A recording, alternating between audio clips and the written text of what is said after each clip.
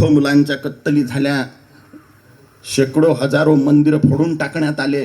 ते इथंही होणार, कारण की जागोजागी पाकिस्तान तयार झालेले आहेत. आणि तुम्ही जर धर्म वाचवण्यासाठी प्रयत्न नाही केला तर तुम्ही भलेही भरपूर पैसे कमावून अमेरिकेत पळून जासाल आणि काही 70-80-100 वर्ष सुखात जगून मरसाल, पण नंतर 12,000 वर्ष नरकात सडसाल, याच्यात काही संशय नाही. कारण की तुम्ही धर्म संरक्षणाचा मार्ग सोडून पळून गेले, धर्म संरक्षण न करता पळून गेले, म्हणून तुम्हाला 12,000 वर्ष नरकात जा लागेल. मग तुम्ही मारामाऱ्या करण्यासाठी गावात फिरलं पाहिजे का? नाही.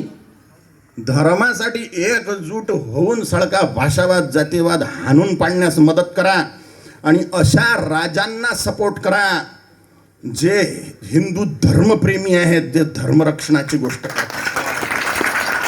जर तुम्ही असं करणार नाही, राजनीतीची घृणा करसाल, वोटिंग करायला जसाल नाही, तर मुसलमानांची 95% वोटिंग होते आणि तुमची 55% होते. मुसलमान धार्जिने राजा बसतील आणि तुमचे हे सगळे मंदिरं फोडून टाकतील जितकेही आहे, आणि याचं पाप तुमच्या माथी बसणार. कारण की तुम्ही येऊन जाऊन पेट्रोलचे भाव, डाळ कांद्याच्या भावात अटकलेले असता आणि ते लोक तर फक्त इस्लाम खत्रे में आहे म्हणून फक्त इस्लामसाठी वोटिंग करतात.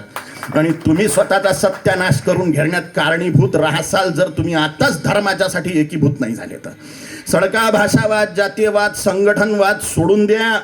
मी मराठी माणूस आहे, मी गुजराती माणूस आहे, मी मारवाडी माणूस आहे, मल्याळम, तमिळ, तेलुगू, उडिया, बंगाली, अखमिया, बिहारी, काश्मीरी, हा सगळा भाषावाद, ब्राह्मण, क्षत्रिय, वैश्य, शूद्र हा वर्णवाद, आणि सडका 18 पगड जातीयवाद, या आणि अजून एक नवीन कुदला तो संघटनवाद.